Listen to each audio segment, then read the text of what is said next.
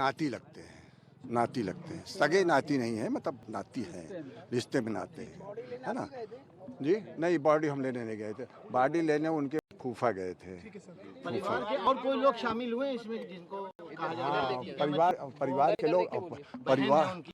परिवार के लोग और भी शामिल हैं, शामिल हुए हैं। नहीं नहीं, उनकी कोई बहन नहीं है जी। कौन? और उसको हम ना बता पाएंगे कि है कि आई है कि नहीं आई ना। पुश्तैनी मकान नहीं ले जाया गया, सीधे यहाँ ले जाया गया। पुश्तैनी जो मकान जहाँ पर, वहाँ पर आप लोग पहले आए थे चकिया के पास, जो मकान गिरा हुआ है पुश्तैनी मकान वही है। तो वहाँ नहीं ले जाएगा, उसमें कोई एतराज तो नहीं आप लोगों को? नहीं नहीं, देखिए हमने तो पूरी जो है तो कोशिश रखा था, सारे आइटम हमने वहीं रखे थे, नहलाने धुलाने की सारी जो है चीज़ें हमने वहीं पर मुहैया रखी थी कि हम वहीं पर नहलाएंगे धुलाएंगे। हमने सारे अधिकारियों से भी बताया कि हमको यहीं नहलाना है, सारे सामान भी वहीं पर थे। फिर बाद में जो है तो कहा गया कि नहीं, आपको यहीं नहाना, यहीं सारी सुविधा हो जाएगी।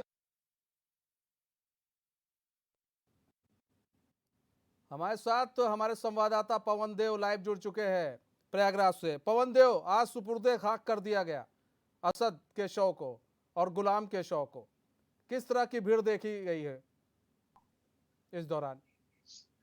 बिल्कुल मनीष, आज जब असद और गुलाम को भी दोनों को सुपुर्दे खाक किया जा रहा था, तो सबसे बड़ी देखने की चीज ये थी कि असद को देखने के लिए जो स्थानीय लोग थे, वो लोग जो है, पहले तो इनका जो मकान जहाँ गिरा हुआ था वहां पर काफी संख्या में कल ही से लोग मौजूद थे और महिलाएं भी वहां पहुंची हुई थी। पुलिस ने उनको हटाने की कोशिश भी की थी, लेकिन उसके बावजूद लोग देखना चाह रहे थे, अंतिम दर्शन करना चाह रहे थे, क्योंकि लोग जान रहे थे कि हमारे बीच का ही लड़का था जो बाद में एक माफिया के तौर पर, जो है शूटर के तौर पे फिर एनकाउंटर हुआ। और आज भी जो है लोगों की भीड़ थी, लेकिन जिनके पास जो है आधार कार्ड था उन्हीं को जो है पुलिस ने जो है वहां कब्रिस्तान में जाने दिया। जिनके पास आधार नहीं था, बिना आईडी वालों को अंदर नहीं जाने दिया गया। ऐसे में काफी संख्या में लोग वहां मौजूद रहे और जो सुपुर्दे खाक की जो प्रक्रिया थी वो पूरी वहां पे की गई। और उनके जो परिवार के लोग थे, जो वैसे दूर के वो मौजूद थे, लेकिन जो खास लोग थे जैसे अतीक अहमद मौजूद नहीं था, उनकी पत्नी जो शाइस्ता परवीन थी वो नहीं पहुंच पाई। अतीक अहमद जो है पुलिस से गुहार भी लगा रहा था कि उसे जो है अंतिम दर्शन का मौका दिया जाए उसके बेटे का, क्योंकि वो वीडियो कॉन्फ्रेंसिंग और टीवी के माध्यम से भी देखना चाह रहा था अपने बेटे को। ये तीसरे नंबर का जो उनका बेटा था, ये इसको बताया जाता है कि होनहार था, तकनीकी रूप में ये दक्ष भी था। जब दोनों बेटे जेल में थे तो ये अपनी माँ का सहारा था। जहां भी कहीं कुछ चीजें लेन देन करने की होती थी, ये वहां पर सहयोग करता था। तो ऐसे में यहाँ पर जो है लोगों की भीड़ भी थी और कुछ लोगों ने ये कहा कि अपराधी था, लेकिन कुछ लोगों ने ये कहा कि उसे एक मौका मिलना चाहिए था। एक मौका मिलना चाहिए था। अच्छा, वहां पर कुछ लोगों को हमने सुना, जैसे उसके कॉलोनी के लोग थे, वो लोग कह रहे थे कि नहीं, बहुत अच्छा परिवार था, बहुत अच्छा ये था। क्या इन लोगों को वो तस्वीर नहीं दिखी जब उमेश पाल की हत्या की जा रही थी और यही लड़का कर रहा था हत्या? तब इन लोग को वो तस्वीर नहीं दिखी? बिल्कुल सही बात है कि जिस तरह से इसने घटना को अंजाम दिया और बेखौफ तरीके से शूटरों के साथ मिलके इसने जो है खुलेआम तौर पर जो है फायरिंग की, और उसके दिमाग में ये चल रहा था, उसने हाथापाई भी की थी उमेश पाल से। उसके दिमाग में ये था कि सीधे उसके सर में जो है तमंचे से उसको फायर किया जाए और दहशत इस कदर उसके अंदर डाल दी जाए, अगर ये बचता है तो जीवन भर जो है वो या तो न्यायालय नहीं जाएगा, और न्यायालय जाता भी है तो इनके अगेंस्ट में वो बयान नहीं देगा। लेकिन वो गोलियां खाने के बाद उमेश पाल जब भागे है और वो कमरे में घुसा है उमेश पाल, तो इसको लगा है कि वो बच नहीं सकता।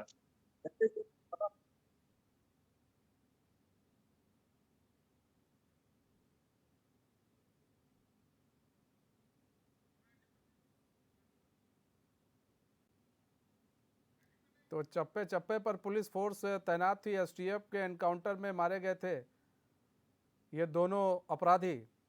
उमेश पाल हत्याकांड में ये दोनों अपराधी शामिल थे। आपको हम तस्वीर भी दिखा रहे हैं, देखिए। इसी कब्र में सुपुर्दे खाक हुआ और ना ही माँ के हाथ की मिट्टी मिली, ना ही पिता के हाथ की मिट्टी मिली अशद को।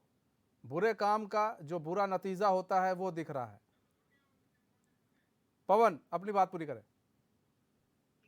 बिल्कुल, जिस तरह से जो लोग हैं स्थानीय लोग उन्हीं के मोहल्ले में पला बड़ा ये लड़का था, और लोगों ने सोचा नहीं था कि इस तरह से, जिस तरह बाप की जो दहशत है वो बेटे भी आगे ले जा के पूरी करेंगे। और जो तस्वीरें थी खौफनाक थी, उसके बावजूद लोगों का एक जुड़ाव ये था कि इसी मोहल्ले की मिट्टी में खेला है, बड़ा है, तो लोग देखने के लिए आतुर थे उसके डेड बॉडी को। लेकिन सुरक्षा की दृष्टि से पुलिस उन्हीं लोगों को वहां पे मौजूदगी अंदर कर रही थी, जो वहां पे जिनके आई कार्ड वगैरह थे, जो एक प्रूफ लेकर के अपना पहुंचे थे, क्योंकि कल को अगर कोई बड़ी घटना हो सकती है, तो ऐसे में सुरक्षा की दृष्टि में उन्हीं लोगों को अंदर एंट्री की गई।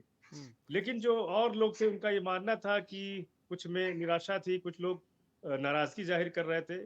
उनका मानना था कि एक मौका मिलना चाहिए, अपराध की दुनिया में उसने कदम रखा था, ना कि वो अपने बाप की तरह, जिस तरह से बाप का एक दहशत था, नाम था माफिया का, इन लड़कों में भी शुरुआत थी।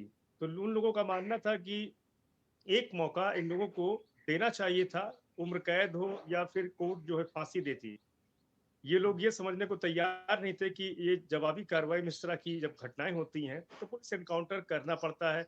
पुलिस को तलाश थी, पुलिस के ऊपर प्रेशर था, और जब इस तरह के अपराधी जब भागने की फिराक में रहते हैं, कोशिश में रहते हैं, तो पुलिस को इस तरह से जो है शूट आउट करना ही पड़ता है, क्योंकि एक दबाव भी था इन लोगों को ढूंढने का, तलाश करने का। और जो विपक्षी लोग थे, जो अन्य राजनीतिक दल के लोग थे, वो सवाल भी खड़े कर रहे थे कि पुलिस क्या कर रही है। अगर सीसीटीवी फुटेज ना होता, तो इसका मतलब है कि पुलिस वहां तक पहुंच ना पाती कि उमेश पाल के असली जो शूटर थे वो कौन थे। अच्छा शाइस्ता, इसमें देखिए इन सबके बीच में जो बड़ी खबर ये उस वक्त की थी कि शाइस्ता परवीन भी आ सकती है और वो सरेंडर कर सकती है, वो जनाजे में आ सकती है। लेकिन दो औरतें तो गाड़ी से आई थी। वो दो औरतें कौन थी? और दूसरी चीज ये, शाइस्ता परवीन जो आने वाली थी वो क्यों नहीं जनाजे में आई है? अब कहा यह भी जा रहा है, जो हम लोग को खबर मिल रही है, कि चप्पे चप्पे पर अब तलाशी की जा रही है गहन, कि ऐसा तो नहीं शाइस्ता परवीन आई हो और फिर वो चली गई हो, और इसीलिए बस स्टैंड और कई तमाम ऐसी जगहों पर चप्पे चप्पे पर तलाशी भी ली जा रही है। तो क्या शाइस्ता परवीन कुछ बड़ा करने की सोच रही है? क्या है उसके दिमाग में चल रहा है इस वक्त? बिल्कुल सही मनीष, हो सकता है कि जो महिलाएं आई थी बुर्का पहन करके, कुछ महिलाओं को एंट्री भी नहीं दी गई थी अंदर, अंदर जाने की कोशिश कर रही थी मेन एंट्री से, तो वहां पर पुलिस ने उन्हें रोकने की कोशिश भी की थी। तो और बुरके में जो महिलाएं थी, उनमें 8-10 महिलाओं को पुलिस ने चेकिंग के नाम पे अपनी हिरासत में लिया था, कि ऐसा तो नहीं कि बुरके की आड़ में शाइस्ता परवीन अपने बेटे को देखने यहाँ पर पहुंची हुई है। पुलिस ने उस समय जानकारी नहीं दी थी, बस ये था कि इनको बस पूछताछ के लिए लिया गया है। तो हो सकता है कि उस बुरके में शाइस्ता परवीन वहां पहुंची हो, क्योंकि बेटे का जो है अंतिम दर्शन हर कोई देखना चाहता है, चाहे माफिया हो चाहे आम इंसान हो।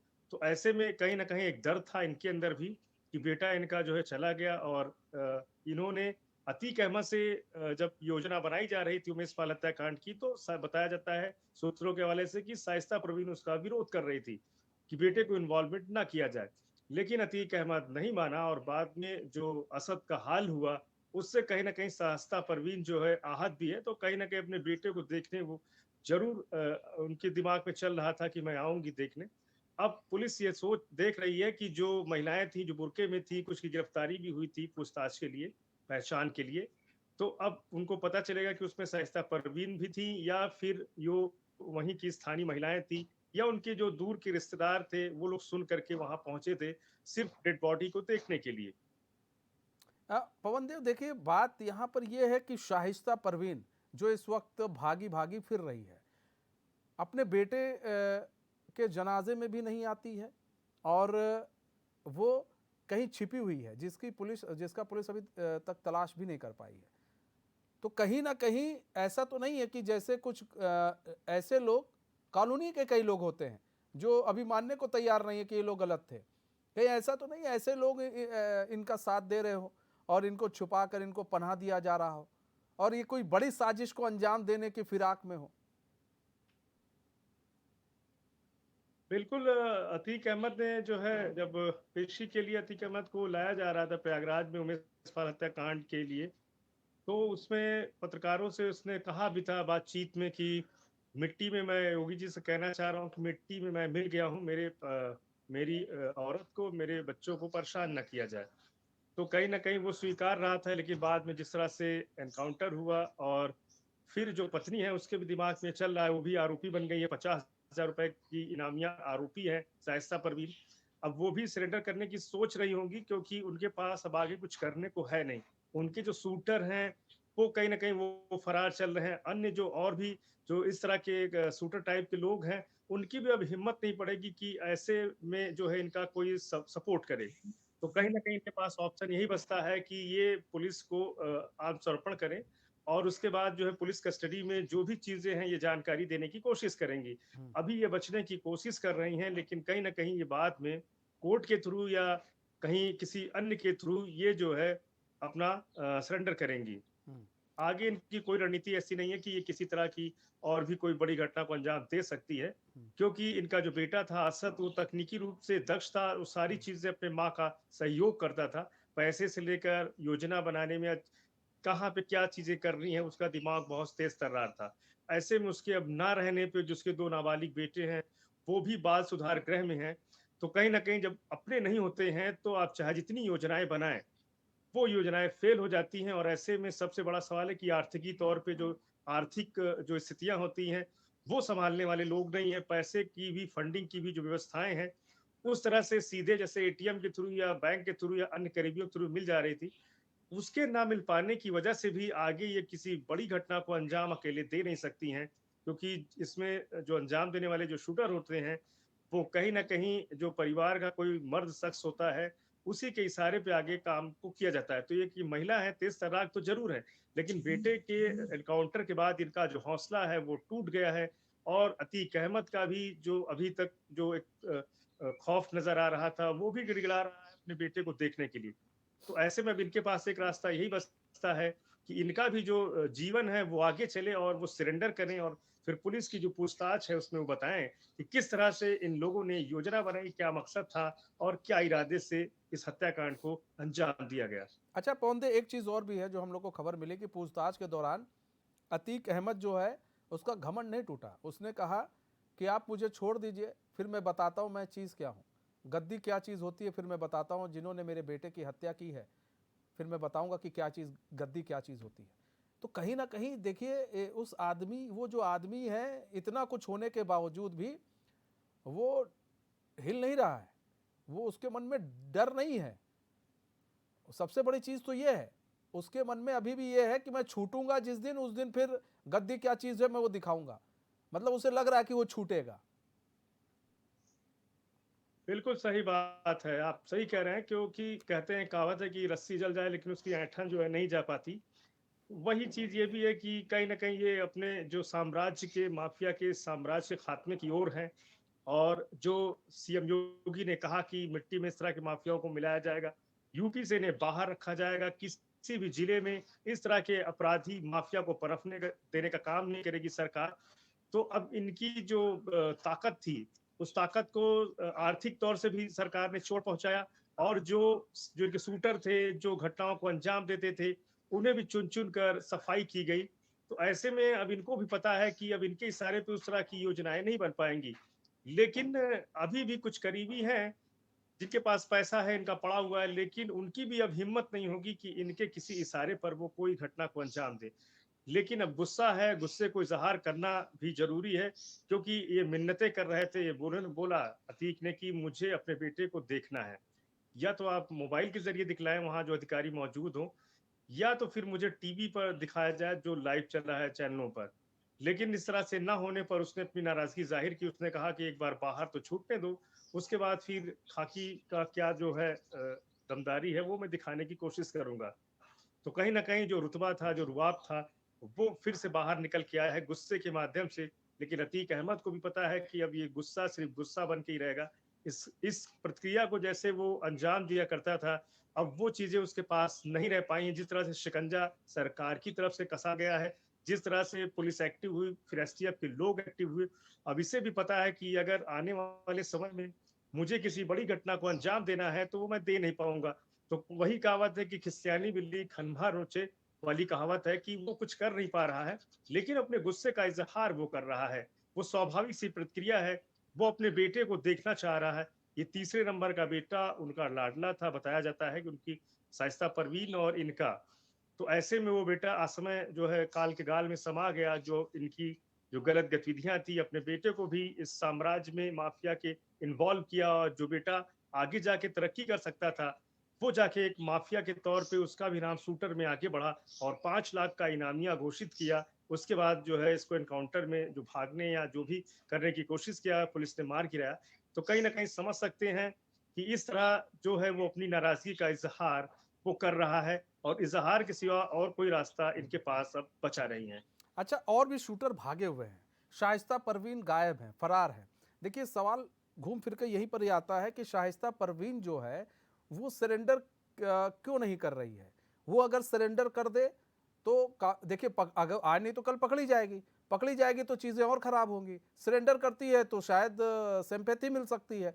तो सरेंडर क्यों नहीं किया जा रहा उसके द्वारा? क्या वो किसी ऐसी साजिश को, अब देखिए, अब यहाँ पर एक बेटा भी मारा गया है तो गुस्सा तो एक माँ को भी होगा। ऐसा नहीं है, कई शूटर भागे हुए हैं। कहा जाता है इसके गैंग में 135 शूटर थे, तो अभी सारे शूटर मारे भी नहीं गए हैं। तो ऐसा तो नहीं है शाइस्ता परवीन ऐसे शूटरों को फिर इकट्ठा करे और किसी बड़ी घटना को अंजाम देने की फिराक में हो शाइस्ता परवीन? बिल्कुल सही बात है, नाराजगी है और बेटे के जाने का गम तो रहेगा ही।